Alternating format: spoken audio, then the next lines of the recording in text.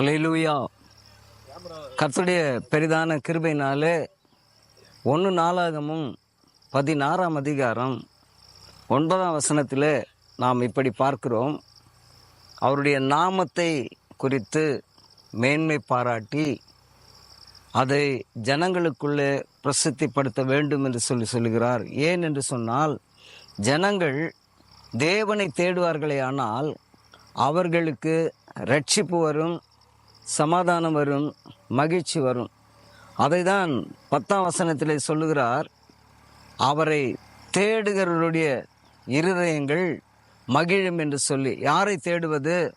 ஆண்டவராக இரட்சகரை, இலவசமான ரட்சிப்பு தருகிறவரை, யாவரையும் நேசிக்கிறவரை நாம் தேடும் பொழுது நம்முடைய இருதயத்தில் எவ்விதமான கவலைகள், பிரச்சனைகள் இருந்தாலும் அவைகளை எல்லாம் மாற்றி நமக்கு சந்தோஷத்தை கொடுக்கிற ஒரு நல்ல தேவன் இந்த நல்ல ஆண்டவராக இருக்கிறார்.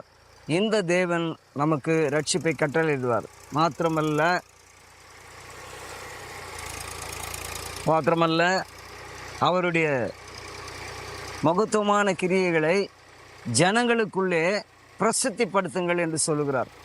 ஏனென்றால் இப்போ நாங்கள் அறிந்து கொண்டோம், அந்த ஆண்டவரை நேசித்தோம், அவர் எங்களை நேசித்து சொந்த மகனாக தெரிந்து கொண்டு ரட்சிப்பை கட்டளையிட்டிருக்கிறார்.